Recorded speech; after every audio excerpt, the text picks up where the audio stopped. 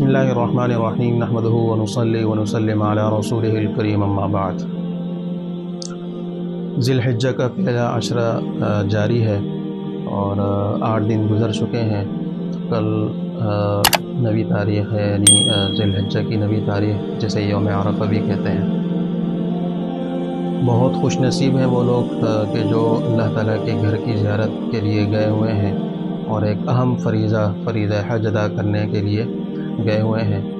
اللہ تعالیٰ سے دعا ہے کہ اللہ تعالیٰ ان کے اس اہم رکن کو، اس اہم عبادت کو، اس اہم فریضے کو اللہ تعالیٰ اپنی بارگاہ میں قبول و منظور فرمائے، اور ان کی مشقت کو اللہ تعالیٰ اس کے بدلے اللہ تعالیٰ دنیا آخرت میں ان کو اجر عظیم عطا فرمائے۔ تو جو حضرات جا چکے ہیں وہ تو بڑے خوش نصیب ہیں، اللہ تعالیٰ مجھے بھی لے جائے، آپ حضرات کو بھی لے جائے، اور جو نہ سننے والے ہیں ان کو بھی اللہ تعالیٰ اس اہم فریضے کی ادائیگی کی توفیق عطا فرمائے۔ دیکھیں، یہ جو ذی الحجہ کے جو پہلا عشرہ ہے بہت ہی بابرکت ہے، اور اس کے ہر دن کی عبادت کی فضیلت وارد ہوئی ہے۔ حدیث پاک میں آتا ہے کہ اس کے ہر دن کا روزہ یہ 1 سال کے روزوں کے برابر ہے۔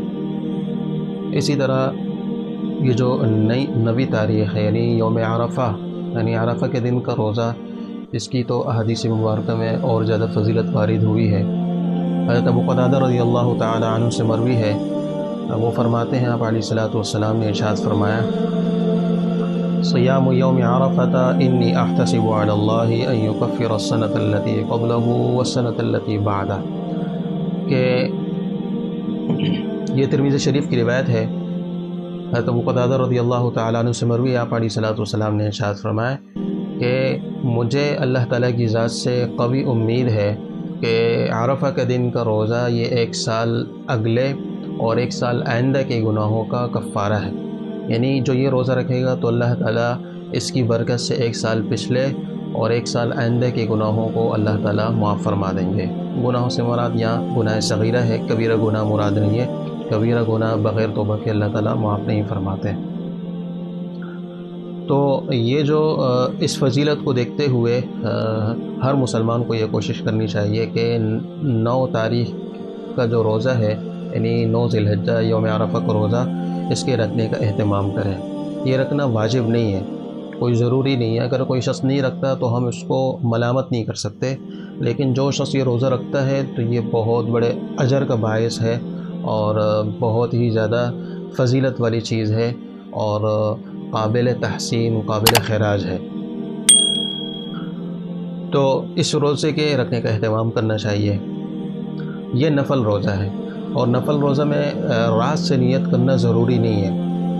یعنی جیسے قضا روزہ ہے، رمضان کی اگر کسی کے روزہ رہ چکا ہو اور وہ اس کی قضا کرنا چاہتا ہو تو اس کے لیے صبح صادق سے پہلے نیت کرنا ضروری ہے۔ صبح صادق ہو جانے کے بعد پھر اگر وہ روزے کی نیت کرنا چاہے تو وہ روزے کی نیت نہیں کر سکتا۔ نفل روزہ ایسا ہے کہ اس میں یہ گنجائش ہے کہ نصف النہار شرعی، نصف النہار شرعی کا مطلب یہ ہے، ایک ہے نصف النہار عرفی، ایک ہے نصف النہار شرعی۔ میں تھوڑی سی اس کی وضاحت کر دوں کہ نصف النہار عرفی کیسے کہتے ہیں اور شرعی کیسے کہتے ہیں۔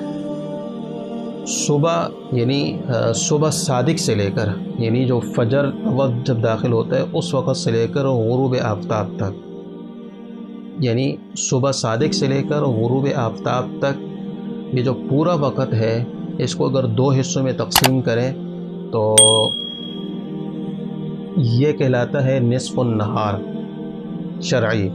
یعنی شرعی لحاظ سے جو پورا دن ہے، نہار دن کو کہتے ہیں، تو یہ جو پورا دن ہے اس کا آدھا کر دیا تو یہ نصف النہار شرعی ہے۔ ایک ہے نصف النہار عرفی۔ نصف النہار عرفی یہ ہے کہ صبح صادق سے نہیں بلکہ سورج کے طلوع ہونے سے لے کر سورج کے غروب ہونے تک یہ نہار عرفی کہلاتا ہے۔ تو یہ صبح، یعنی سورج کے طلوع ہونے سے لے کر سورج کے غروب ہونے تک کا جو پورا وقت ہے، اگر اس کو 2 حصوں میں تقسیم کر دے تو جو یہ پہلا حصہ ہوگا یہ نصف النہار عرفی کہلائے گا۔ اور یہ جو نصف النہار عرفی ہے یہ زوال کو کہا جاتا ہے۔ تو یہ جو نصف النہار شرعی ہے یہ زوال سے پہلے پہلے ہوتا ہے، یعنی اگر آپ اس کو تقسیم بھی کریں گے تو زوال سے تقریباً آدھا گھنٹہ یا پونا گھنٹہ یا 1 گھنٹے کے آس پاس، یعنی جو یہ درمیانی وقت ہے اس سے پہلے پہلے یہ نصف النہار شرعی ختم ہو جاتا ہے، یعنی پہلا نصف ختم ہو جاتا ہے، دوسرا نصف شروع ہو جاتا ہے۔ تو اگر کسی نے نفل روزہ رکھنے کا ارادہ ہو اور وہ صبح صادق سے پہلے اس نے نیت نہ کی ہو، فجر کے بعد اس کی آنکھ کھولے، تو یہ نصف النہار اور شرعی سے پہلے پہلے، یعنی جو زوال سے پہلے کا جو آدھا گھنٹہ یا پونا گھنٹہ ہے، اس سے پہلے پہلے اگر یہ روزے کی نیت کرنا چاہتا ہے تو یہ روزے کی نیت کر سکتا ہے، بشرطے کہ اس نے کچھ کھایا پیا نہ ہو۔